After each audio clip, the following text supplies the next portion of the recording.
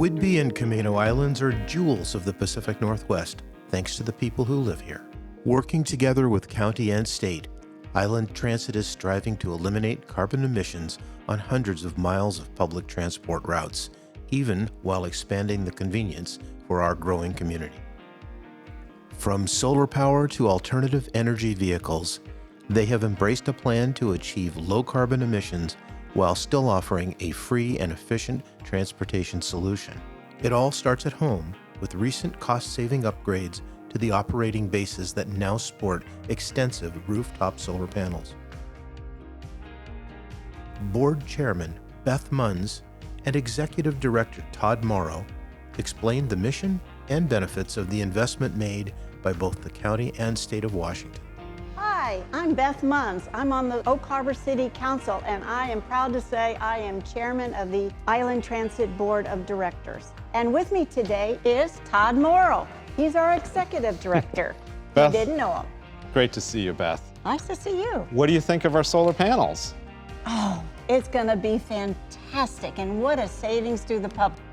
How much do you think it's going to save us a year? Oh, I think I saw written it's over $9,000. So that's solar panels here at our Coupeville operating base, where we are right now, and also solar panels on Camano Island. Aren't there 38 on Camano Island that have been set up? Exactly, and 335 solar panels on this building here. We just want to flip that switch and the savings will begin. So we're very excited about that. And it goes towards our goal of being green and helping the environment. One of the great things about having solar panels is it reduces our dependency on non-renewable energy. And it will help us move to our goal of being all green. We're, as you know, in the midst of a zero emission transition study that will help us sort out what sort of vehicles we use in the future. Zero emission means essentially that there's no carbon, no pollution that comes from the vehicle or that is created when you're creating the fuel that propels that vehicle. And we are actually studying right now to determine which sort of system will work best for us in Island County. As you know, we have some routes that are 300 miles or longer. We also are a rural area where we have windstorms and sometimes lose power for days. At the same time, we need to make sure that we have buses that operate throughout those conditions. What are we using now that is starting this new system with us? We're doing two different things in terms of our vehicles. We have hybrid diesel electric buses, 3 of those that work just like a Toyota Prius, where they have a way to generate power as the bus is traveling, and that helps to power the bus so that less diesel fuel is used.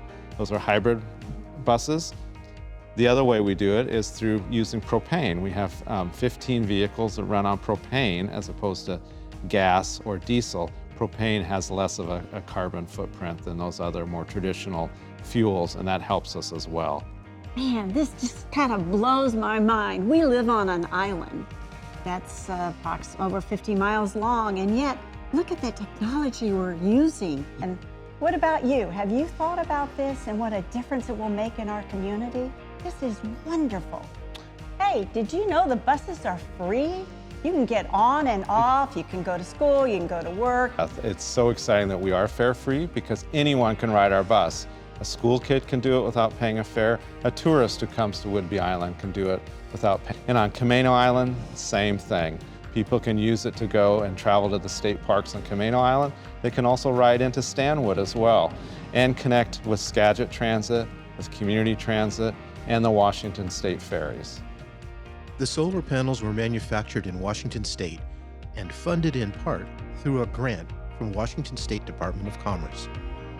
Island Transit continues to support a sustainable, clean transportation future with renewable energy solutions. To learn more about all Island Transit's projects, please visit islandtransit.org and click on projects. Come ride with us.